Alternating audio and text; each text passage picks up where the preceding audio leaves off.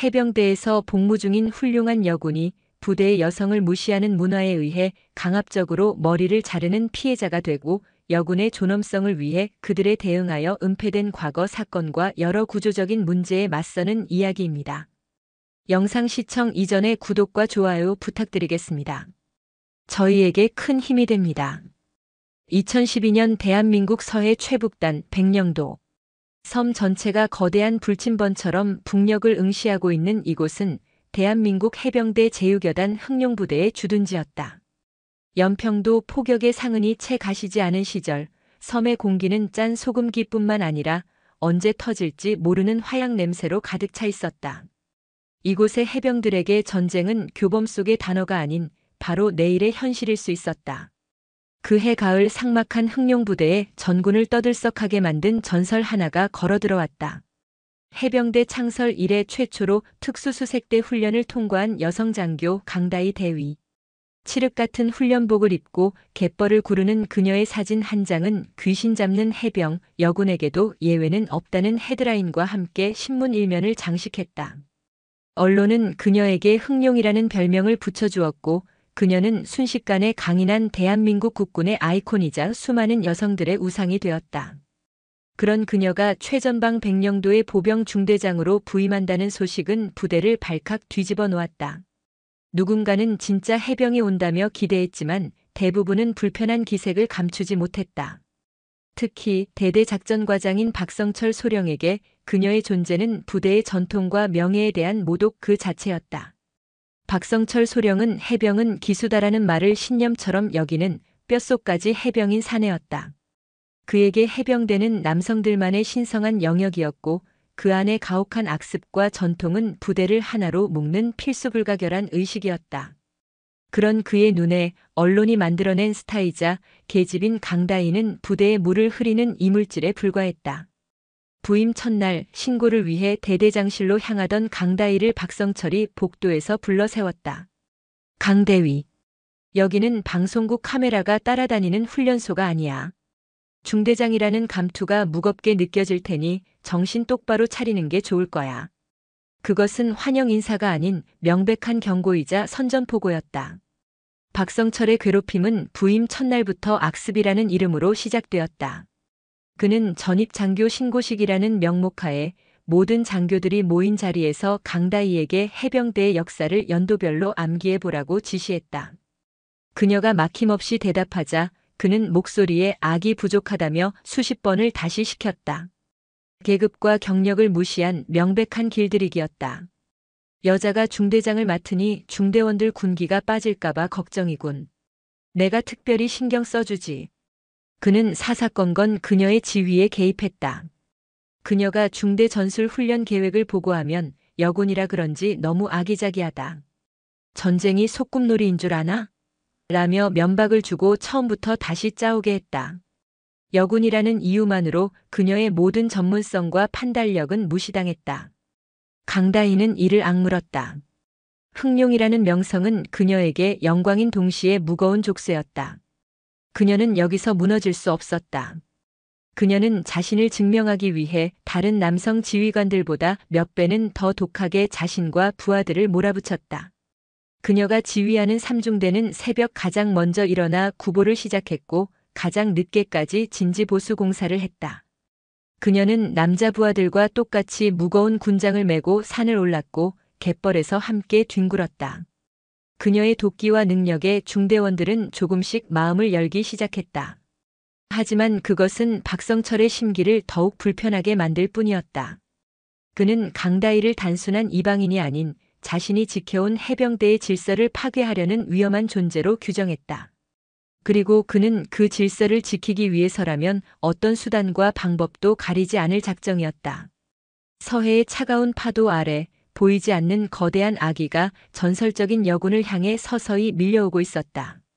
박성철 소령의 아기는 교묘하고 집요한 파도처럼 강다희의 지휘권을 잠식해 들어왔다. 그는 직접적인 명령 대신 기수라는 해병대의 절대적인 위계 질서를 이용하여 그녀를 고립시켰다. 그는 자신보다 낮은 기수의 다른 중대장들을 압박하여 강다희를 은근히 따돌리게 만들었고 심지어 강다희의 중대 소속인 신임 소위 하나를 자신의 정보원으로 삼아 그녀의 일거수일투족을 감시하고 지위를 흔들었다. 강다희의 편에 서주는 사람은 아무도 없었다. 유일하게 그녀의 편이 되어줄 수 있는 사람은 중대 행정보급관인 나정수 상사였다. 해병대에서만 20년을 복무한 베테랑 나 상사는 강다희의 능력과 열정을 누구보다 높이 평가했다. 그는 그녀가 진정한 군인임을 알아보았지만 동시에 해병대의 생리를 뼛속 깊이 이해하고 있었다. 중대장님, 조금만 숙이고 들어가시면 어떻겠습니까? 해병대는 원래 이런 곳입니다. 모난 돌이 정맞는 법입니다. 박소령님 같은 분한테 잘못 보이면 앞으로 군 생활 힘들어집니다. 나 상사는 안타까운 마음에 조언했지만 그것은 강다희가 받아들일 수 없는 방식이었다. 그녀는 부당함에 고개 숙이는 법을 배우지 못했다. 그녀는 오직 실력으로 이 모든 것을 정면 돌파해야 한다고 믿었다. 기회는 대대 전투력 측정에서 찾아왔다. 각 중대의 전투력을 종합적으로 평가하는 이 중요한 측정에서 강다희의 3중대는 압도적인 성적으로 1위를 차지했다. 완벽한 개인화기 사격술, 한치의 오차도 없는 분대 전술 기동, 철저한 진지 구축 능력까지 그녀의 도끼와 헌신이 만들어낸 결과였다. 하지만 이 눈부신 성과는 그녀를 위한 축포가 아닌 그녀를 향한 공격의 빌미가 되었다. 박성철은 대대장과 전 장교가 모인 강평 자리에서 그녀를 칭찬하기는커녕 엉뚱한 트집을 잡고 나섰다. 3중대 성적이 좋은 건 인정한다. 하지만 과정에 문제가 많았다. 강 대위는 대대 작전 계획을 무시하고 독단적으로 훈련을 진행했다. 이건 명백한 지휘 개통 문란 행위다. 그가 말한 작전 계획이란 그가 일부러 모호하고 비효율적으로 하달했던 지침을 의미했다. 강다희는 대대의 목표를 달성하기 위해 재량권을 발휘하여 훈련을 효율적으로 이끌었을 뿐이었다. 하지만 박성철은 그 결과를 조직의 화합을 깨는 돌출 행동으로 매도했다. 대대장 역시 박성철의 편을 들었다. 결국 그녀는 전 부대원 앞에서 지휘 능력 미숙이라는 부당한 질책을 들어야만 했다. 그날 밤 박성철은 자신을 따르는 장교들을 막사에 모았다. 그는 강다희가 해병대의 정신을 망가뜨리고 있으며 그녀의 오만한 태도를 뿌리 뽑기 위한 충격요법이 필요하다고 역설했다. 언론이 만들어준 흥룡이라는 가짜 계급장을 달고 있으니 제 세상인 줄 아는 모양이야. 그 거만한 자존심을 꺾어줘야 해. 진짜 해병이 뭔지 뼈저리게 느끼게 해줘야 한다고. 그는 해병대에서 암암리에 전해져 내려오는 가장 악랄하고 모욕적인 악습을 거행하기로 마음먹었다. 새로운 장교의 군기를 잡고 자존심을 꺾어버리기 위해 모두가 보는 앞에서 머리카락을 강제로 자르는 비인간적인 의식이었다. 그는 그 의식을 통해 강다희의 모든 것을 빼앗고 그녀를 완전히 굴복시킬 작정이었다. 그는 다가오는 대대 단결 활동의 날을 그 심판의 날로 정했다. 칠흑 같은 어둠이 깔린 백령도의 해안가에서 부서지는 파도 소리가 그들의 잔혹한 음모를 집어삼키고 있었다. 대대 단결 활동의 날, 해는 차가운 서해의 수평선 너머로 모습을 감추고 있었다. 장병들은 백령도의 한적한 해변에 모여들었다. 모닥불이 피워지고 술과 음식이 오갔지만 분위기는 유쾌함과는 거리가 멀었다. 그것은 화합을 위한 자리가 아닌 서열과 권력을 확인하는 살벌한 의식에 가까웠다. 술이 거나하게 취하자 박성철 소령이 자리에서 일어났다. 그의 눈은 광기로 번들거렸다. 그는 모닥불 앞에 선 강다희를 손가락으로 지목했다. 오늘 이 자리에서 우리는 신성한 의식을 거행하려 한다. 해병대의 위대한 전통을 무시하고 혼자만 잘난 척하는 이단자를 심판하는 자리가 될 것이다. 모든 소음이 멎고 장병들의 시선이 강다희에게로 쏠렸다. 박성철은 그녀를 모닥불 앞으로 끌어냈다. 그는 마치 재판관이라도 된 듯 그녀의 죄목을 하나하나 읊기 시작했다. 강다희 대위, 너는 해병의 자랑스러운 전통인 기수 열외를 무시하고 선배에 대한 존경심을 보이지 않았다. 너는 대대의 화합을 깨고 독단적인 행동으로 조직의 위계를 어지럽혔다. 그의 일방적인 선고에 강다희는 입술을 깨물었다. 저는 부당한 명령에 복종할 수 없습니다. 그것은 해병의 정신이 아닙니다. 그녀의 당당한 반박은 박성철의 광기를 폭발시켰다. 입 닥쳐. 어디서 건방지게 말대꾸야. 내년이 생각하는 해병 정신 따위는 필요 없어. 오늘 이 자리에서 언론이 만들어준 내년의 그 오만한 껍데기를 모두 벗겨주겠다. 그는 주변에 서 있던 장교 2명에게 눈짓했다. 그들은 망설임 없이 다가와 강다희의 양팔을 거칠게 붙잡았다. 나정수 상사가 소령님, 이건 좀 심하지 않으십니까? 라고 외쳤지만 박성철은 내 놈은 빠져. 라고 고함을 지르며 그를 밀쳐냈다. 박성철은 품 안에서 무언가를 꺼내들었다. 그것은 전투 현장에서 철조망을 자를 때 쓰는 크고 녹슨 절단기였다. 그는 모욕감을 극대화하기 위해 일부러 그것을 준비한 것이었다. 그는 절단기를 들고 강다희에게 다가갔다. 그리고는 그녀가 늘 단정하게 묶고 있던 머리카락을 한 움큼 움켜쥐었다. 해병의 자존심은 머리에서 나오는 게 아니야. 내 그 잘난 껍데기를 벗겨내야 비로소 진짜 해병의 얼굴이 보이는 법이다. 그는 그렇게 외치며 절단기로 그녀의 머리카락을 내리찍듯 잘라냈다. 서걱하는 둔탁한 소리와 함께 그녀의 검고 긴 머리카락이 힘없이 모래사장으로 떨어져 내렸다. 그것은 단순히 머리카락이 잘리는 소리가 아니었다. 그녀가 목숨처럼 지켜온 자존심과 명예, 그리고 흥룡이라는 이름의 전설이 함께 꺾여나가는 소리였다. 그녀의 부대원들은 모두 그 자리에 서서 이 끔찍하고 야만적인 폭력을 강제로 지켜봐야 했다. 그들의 눈에는 공포와 무력감, 그리고 방관자라는 깊은 죄책감이 어려 있었다. 박성철은 잘려나간 머리카락 뭉치를 주워 모닥불 속으로 던져버렸다. 타오르는 불길 속에서 그녀의 머리카락이 검은 연기가 되어 사라져갔다. 하하, 이제야 좀 해병다워졌군. 앞으로 정신 똑바로 차려라. 알겠나? 그는 승리자의 웃음을 터뜨렸다. 강다희는 아무런 말도 어떤 저항도 하지 못했다. 그녀의 눈은 텅 비어 있었다. 모든 것이 부서져 내렸다. 그녀가 사랑했던 해병대, 그녀가 자랑스러워했던 군복, 그녀의 모든 신념이 한 줌의 재가 되어 눈앞에서 사라지고 있었다. 전설적인 흥룡은 그렇게 서해의 차가운 바닷바람 속에서 무참히 꺾여버렸다. 다음 날 새벽 강다희는 자신의 숙소 침대에서 기계처럼 몸을 일으켰다. 밤새 한숨도 자지 못했다. 온몸의 감각이 마비된 듯 했고 머릿속은 텅 빈 잿더미처럼 황량했다. 그녀는 비틀거리며 거울 앞에 섰다. 거울 속에는 난도질당한 머리카락을 한 낯선 여자가 서 있었다. 눈동자는 초점을 잃고 공허했고 얼굴에서는 모든 생기가 사라져 있었다. 흥룡이라 불리던 전설의 모습은 어디에도 없었다. 모욕감과 수치심이 온몸을 뱀처럼 휘감았다. 그녀는 전투복으로 갈아입고 막사를 나섰다. 부대는 마치 어젯밤의 끔찍한 사건이 단체로 꾼 악몽이라도 되는 듯 평소와 다름없이 돌아가고 있었다. 아침 구보를 하는 병사들의 우렁찬 함성, 분주히 움직이는 장교들. 그 누구도 그녀에게 어젯밤의 일을 묻지 않았다. 아니, 묻지 않는 것이 아니라 철저히 외면하고 있었다.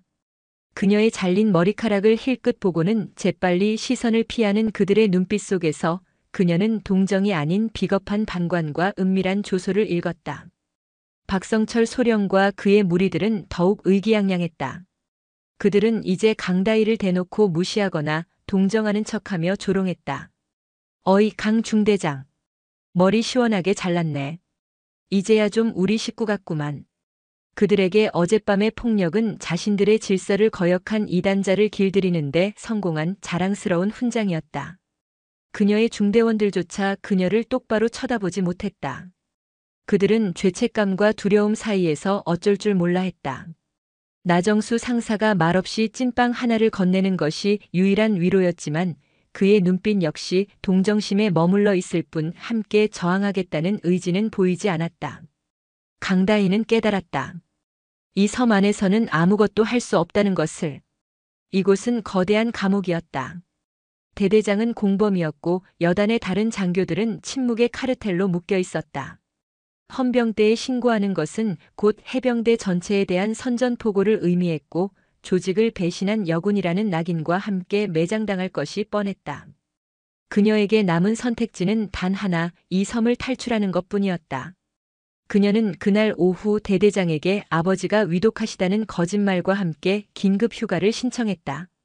박성철은 그녀의 의도를 의심하는 듯한 눈초리로 그녀를 쏘아보았지만 직계 가족의 위독을 사유로 한 휴가를 반려할 명분은 없었다.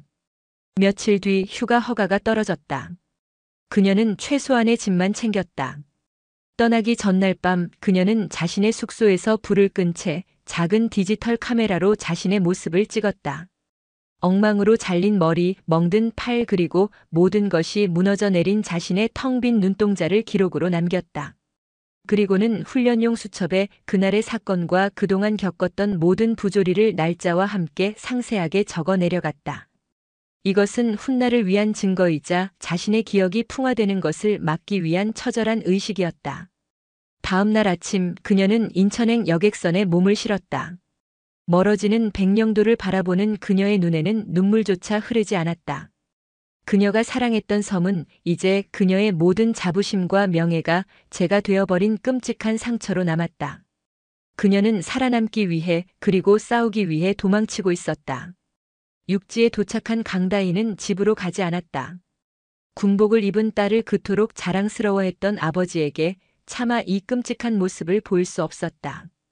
그녀는 서울의 한 허름한 모텔에 방을 잡고 앞으로의 싸움을 준비했다. 해병 대사령부에 직접 투서를 넣는 것은 호랑이 굴에 제 발로 들어가는 것과 같았다. 그녀에게는 군의 방패를 뚫을 수 있는 외부의 창이 필요했다.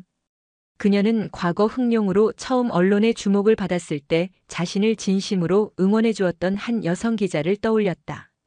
시사 주간지의 윤지수 기자. 그녀는 수소문 끝에 윤 기자와 연락이 닿았다. 며칠 뒤 약속 장소에 나타난 강다희의 모습을 보고 윤지수 기자는 충격에 말을 잇지 못했다. 그녀가 기억하던 당당하고 빛나던 여군은 온데간데없고 깊은 상처를 입고 잔뜩 경계하는 한 마리 야수 같은 여자가 앉아 있었다. 강다희는 모든 것을 털어놓았다. 섬에서 벌어진 일들, 악습이라는 이름으로 자행된 폭력, 그리고 마지막 밤에 끔찍했던 의식까지. 그녀는 증거로 촬영한 사진과 빼곡히 기록한 수첩을 내밀었다. 윤지수 기자는 사안의 심각성을 직감했다. 이것은 단순한 군내 폭행 사건이 아니었다. 해병대라는 특수 집단의 폐쇄성과 그릇된 전통, 그리고 뿌리 깊은 여성 혐오가 결합된 구조적인 문제였다. 그녀는 강다희에게 군이 아닌 다른 창구를 통해 싸워야 한다고 조언했다. 그녀는 강다희를 인권 변호사 단체인 민주사회를 위한 변호사 모임의 한 변호사에게 연결해 주었다. 변호사와 윤 기자 그리고 강다희는 함께 전략을 세웠다. 군의 내부 조사를 기다리지 않고 곧바로 국가인권위원회에 진정을 제기하는 동시에 박성철 소령을 폭행 및 강요, 모욕 등의 혐의로 민간 검찰에 형사 고소하기로 결정했다. 2012년 당시 현역 장교가 자신의 상관을 민간 검찰에 직접 고소하는 것은 상상하기 힘든 군 전체에 대한 정면 도전이었다. 그들의 움직임은 즉각 해병 대사령부에 포착되었다. 조직은 맹렬하게 반격해왔다. 박성철과 유교단 지휘부는 강다희를 지휘 스트레스를 이기지 못하고 부대를 무단 이탈한 정신 이상자로 몰아갔다. 그들은 강다희의 부모님에게 전화를 걸어 따님이 부대의 명예에 똥칠을 하고 있다. 정신적으로 문제가 있는 것 같으니 당장 설득해서 부대로 복귀시켜라며 가족을 압박하기 시작했다. 강다희는 변호사 사무실에서 고소장을 최종 검토하고 있었다. 그때 그녀의 휴대폰이 울렸다. 아버지였다. 아버지는 해병대 딸을 세상 가장 큰 자랑으로 여기던 분이었다. 다희야. 부대에서 전화 왔다. 이게 다 무슨 소리냐? 내가 어떻게 해병대 명예에 똥칠을 할 수가 있어. 무슨 일인지는 모르겠지만 당장 돌아가서 용서를 빌고 선처를 구해. 아비 얼굴에 더 이상 먹칠하지 말아라. 아버지의 목소리는 분노와 실망, 그리고 혼란으로 가득 차 있었다. 그녀를 보호해야 할 가장 가까운 사람마저 조직의 거짓말에 넘어가 그녀에게 등을 돌린 것이었다. 강다희는 손에서 힘이 풀려 휴대폰을 떨어뜨렸다. 절단기가 그녀의 머리카락을 잘라냈을 때보다 더 깊은 고통이 그녀의 심장을 관통했다. 강다희는 이제 완벽히 혼자가 되었다. 그녀는 군이라는 거대한 조직뿐만 아니라 가족의 불신과도 싸워야 하는 이중의 전쟁터에 내몰렸다. 그녀의 곁에는 변호사와 윤지수 기자 단 두 사람뿐이었다. 윤지수 기자의 첫 번째 기사가 터져 나왔다. 단독 해병대 흥룡 강다희 대위, 부대 내 상습 가혹행위 및 강제 삭발 피해 주장 충격. 기사는 순식간에 온라인을 뒤덮었다. 흥룡으로 불리던 시절의 당당한 사진과 처참하게 잘린 머리로 고개 숙인 현재의 사진이 나란히 실리자 여론은 들끓기 시작했다. 특히 악습이라는 이름으로 자행된 야만적인 폭력에 국민들은 경악과 분노를 쏟아냈다. 해병대사령부는 즉각 반박 보도자료를 냈다. 그들은 유감을 표하면서도 단결 활동 중 발생한 술자리에서의 과한 행동이었으며 일부 사실이 과장되었다고 주장했다. 또한 강다희가 지휘 부담감으로 인해 적응에 어려움을 겪었으며 부대를 무단 이탈하여 언론에 사실을 왜곡 제보한 것에 대해서는 책임을 묻겠다고 발표하며 오히려 피해자인 그녀를 가해자로 몰아갔다. 백령도는 거대한 성체처럼 문을 닫아 걸었다. 박성철과 지휘부는 모든 부대원들을 상대로 입단속에 나섰다. 그들은 나정수 상사에게는 괜히 헛소리하면 군복 벗을 줄 알라고 협박했고 다른 장병들에게는 강다희가 부대를 배신했다는 내용의 진술서에 강제로 서명을 시켰다. 그날 밤의 진실은 섬 안에 완벽하게 봉인되었다. 국가인권위원회와 민간 검찰의 조사 역시 난관에 부딪혔다. 해병대는 군사보안을 이유로 자료 제출을 거부하거나 핵심 관련자들의 소환에 불응하는 등 조직적으로 수사를 방해했다. 싸움이 불리하게 돌아가던 그때 작은 돌파구가 열렸다. 강다희의 중대 소속이었다가 막 전역한 한 해병이 부모님에게 보낸 편지 한 통이 윤지수 기자에게 전달된 것이다. 그 편지에는 그날 밤 해변에서 벌어졌던 일의 진실이 한 젊은이의 고뇌와 죄책감과 함께 고스란히 담겨 있었다. 법적인 증거는 아니었지만 해병대에 과장된 술자리 실수라는 주장을 정면으로 반박하는 강력한 무기였다. 여론이 다시 악화되고 정치권까지 문제 제기에 나서자 마지못해 군검찰이 직접 수사에 착수했다. 강다희는 군검찰의 소환 통보를 받았다. 그녀는 변호사와 함께 서울 용산의 국방부 합동조사본부 건물로 들어섰다. 그곳은 그녀를 보호해야 할 조직의 심장이었지만 지금은 그녀를 심판하려는 적진의 한복판이었다. 조사실에서 그녀를 맞이한 것은 해병대 군복을 입은 차갑고 권위적인 표정의 군검사였다. 그는 사건 파일은 거들떠보지도 않은 채 강다희를 비난하듯 쏘아보며 첫 질문을 던졌다. 강다희 대위, 당신은 해병의 명예를 더럽힌 것에 대해 부끄럽지 않습니까? 그 질문은 사건의 본질을 완벽하게 왜곡하고 있었다. 그녀의 고통과 상처는 명예라는 거대한 단어 아래 짓뭉개졌다. 정의를 향한 그녀의 싸움은 이제 조직에 대한 배신이라는 이름의 재판으로 변질되고 있었다. 군사재판은 처음부터 강다희에게 불리한 전쟁터였다. 재판관들은 모두 그녀가 평생을 복종해 온 해병대의 붉은 명찰을 단 고위 장교들이었다. 그들은 재판관이기 이전의 조직의 수호자였다. 군 검찰은 사건의 본질인 폭력 대신 그녀의 조직 부적응을 집요하게 파고들었다. 피고인 박성철은 해병대의 오랜 전통에 따라 부대 단결을 도모하려 했을 뿐 피해자를 모욕할 의도는 없었습니다. 오히려 피해자 강다희는 언론이 만들어준 흥룡이라는 명성에 취해 해병대의 겸손한 문화를 받아들이지 못하고 선임 장교에게 지속적으로 반항하는 등 지휘계통을 문란하게 했습니다. 그들은 강다희를 피해자가 아닌 조직의 화합을 깬 분란 유발자로 몰아세웠다. 강다희의 변호인은 그녀의 상처와 증거들을 제시하며 필사적으로 맞섰지만 거대한 조직의 벽 앞에서 힘을 쓰지 못했다. 재판의 흐름을 바꾼 것은 나정수 상사의 증언이었다. 증인석에 선 그는 자신을 쏘아보는 수많은 선후배 장교들의 시선 앞에서 극심한 갈등에 시달렸다. 하지만 그는 결국 떨리는 목소리로 진실을 말했다. 그날 그 일은 술자리에서의 실수가 아니었습니다. 박소령님은 며칠 전부터 강 중대장의 군기를 잡아야 한다고 말해왔습니다. 그것은 명백한 계획된 괴롭힘이었습니다. 그의 증언은 작은 파문을 일으켰다. 재판부는 더 이상 박성철의 행위를 실수로 포장할 수 없게 되었다. 며칠 뒤 최종 판결이 내려졌다. 박성철 소령은 유죄가 인정되었다. 하지만 재판부의 주문은 모두의 예상을 빗나갔다. 피고인 박성철을 징역 1년에 처한다. 단 그 형의 집행을 2년간 유예한다. 집행유예. 사실상의 면죄부였다. 재판부는 판결문에 피고인이 오랜 기간 군에 헌신한 점, 해병대 특유의 거친 조직 문화를 참작할 필요가 있는 점 등을 고려했다는 기가 막힌 이유를 덧붙였다. 강다희는 법정에서 무너져 내렸다. 그녀가 모든 것을 걸고 싸운 결과가 이것이었다. 군은 가해자를 처벌하는 대신 해병대 문화라는 이름 뒤에 숨어 그에게 면죄부를 주었다. 그녀는 이겼지만 처참하게 패배했다. 이 판결은 내가 아무리 발버둥 쳐도 너는 이 조직을 이길 수 없다는 군의 공식적인 선고와도 같았다. 세상의 모든 언론이 이 판결의 부당함을 지적했지만 이미 닫힌 철문은 다시 열리지 않았다. 박성철은 얼마 뒤 다른 부대로 전출 갔고 강다희는 이 기나긴 싸움의 끝에 상처뿐인 유령이 되어 남겨졌다. 재판이 끝난 후 강다희는 해병대사령부 본부의 한적한 사무실로 발령받았다. 공식적인 직책은 정책연구관이었지만 그녀에게는 어떤 업무도 주어지지 않았다. 그것은 배려가 아닌 완벽한 고립이었다. 그녀는 출근해서 퇴근할 때까지 텅 빈 책상 앞에 앉아 있어야 했다.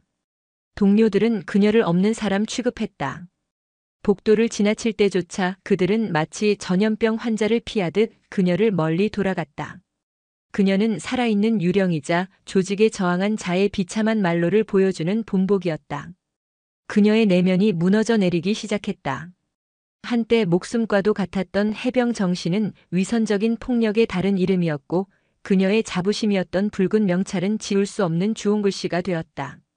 그녀는 매일 밤 악몽에 시달렸고 깊은 우울증에 빠져들었다. 그러던 그녀에게 해병대가 마지막 모욕을 안겨주었다. 인사 담당 장교가 그녀를 찾아와 외상 후 스트레스 장애를 사유로 한 의병 전역을 권유한 것이다. 그것은 그녀를 환자로 만들어 그녀의 모든 싸움을 정신적으로 불안정한 군인의 부적응으로 공식화하려는 마지막 절차였다. 그들의 제안을 받아들이면 약간의 보상금과 연금을 받을 수 있었지만 그것은 그녀의 영혼을 파는 행위였다. 그녀는 며칠 밤낮을 고뇌했다. 그리고 마침내 결정을 내렸다. 그녀는 의병 전역을 거부했다. 대신 스스로 군복을 벗기로 결심했다.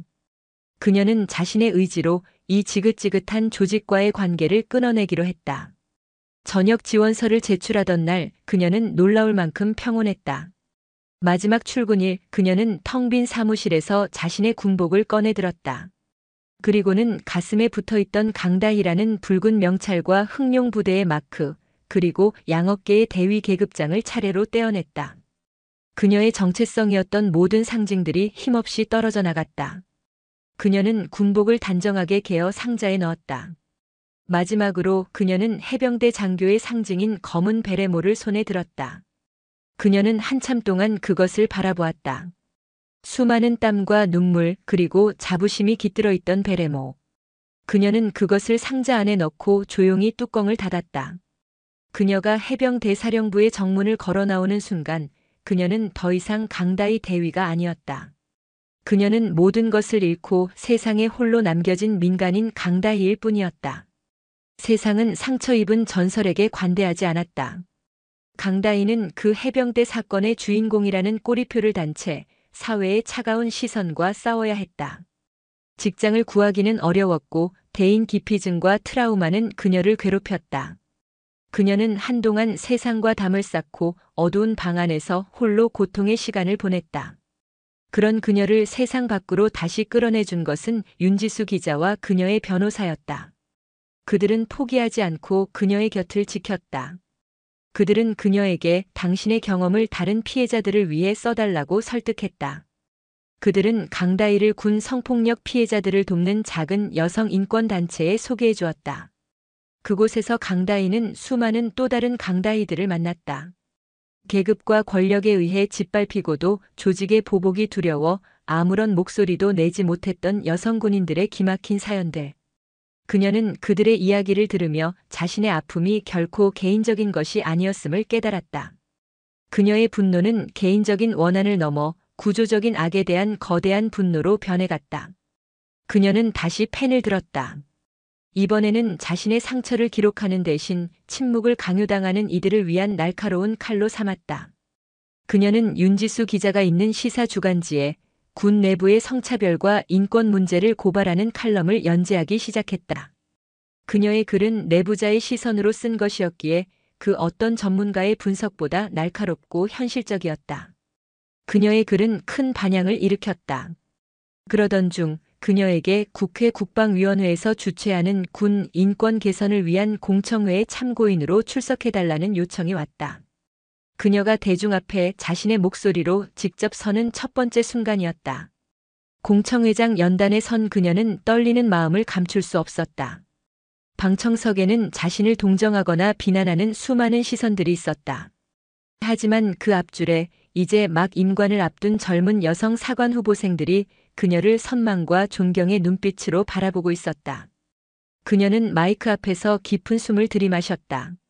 그리고 자신의 새로운 정체성을 세상에 선포했다. 제 이름은 강다희입니다. 저는 대한민국 해병대 예비역 대위입니다. 그녀는 더 이상 도망치거나 숨지 않았다. 그녀는 자신의 상처를 정면으로 마주하고 그것을 새로운 싸움의 무기로 다시 벼려내고 있었다. 몇 년의 시간이 더 흘렀다. 강다희는 대한민국에서 가장 저명한 군 인권운동가 중 한 명이 되어 있었다.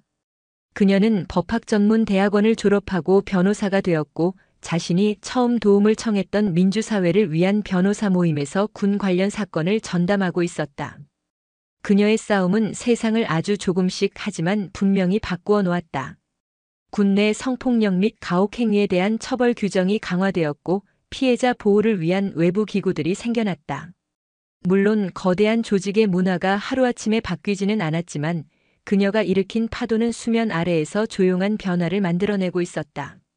어느 날 한 젊은 여성 해병대 장교가 그녀의 사무실을 찾아왔다. 그녀는 부대 내에서 상관에게 지속적인 괴롭힘을 당하고 있었고 어떻게 싸워야 할지 막막해 강다희를 찾아온 것이었다. 겁에 질려 있었지만 그 눈빛만은 당찼다. 강다희는 그 모습에서 수년 전의 자신을 보았다. 젊은 장교가 떨리는 목소리로 말했다. 사실 포기하고 싶었습니다. 그런데 인터넷에서 선배님의 기사와 칼럼을 전부 읽었습니다. 선배님 기사를 보고 용기를 냈습니다. 저 혼자가 아니라고 생각했습니다. 그 말을 듣는 순간 강다희는 깨달았다. 이것이 자신의 진짜 승리라는 것을. 그녀는 완벽한 정의를 얻지도 조직을 바꾸지도 못했다. 하지만 그녀의 고독했던 싸움은 어둠 속을 헤매는 또 다른 후배에게 길을 비추는 등대가 되어주고 있었다. 그녀가 지키려 했던 것은 흥룡이라는 명예가 아니라 불의에 굴복하지 않는 인간의 존엄성이었고 그 불씨는 꺼지지 않고 다음 세대로 이어지고 있었다. 사무실 창밖으로 서울의 야경이 펼쳐지고 있었다. 강다희는 이제 자신의 짧은 머리 스타일에 익숙했다. 그녀의 마음속에 휘몰아치던 폭풍은 멎고 깊고 강한 해류가 흐르고 있었다.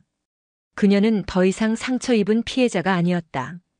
그녀는 절망의 바다에서 길을 잃은 이들을 인도하는 결코 꺼지지 않는 등대직이었다. 그녀의 전쟁은 끝났지만 그녀의 사명은 이제 막 시작되고 있었다. 오늘도 시청해 주셔서 감사합니다. 영상이 즐거우셨다면 구독과 좋아요 부탁드리겠습니다.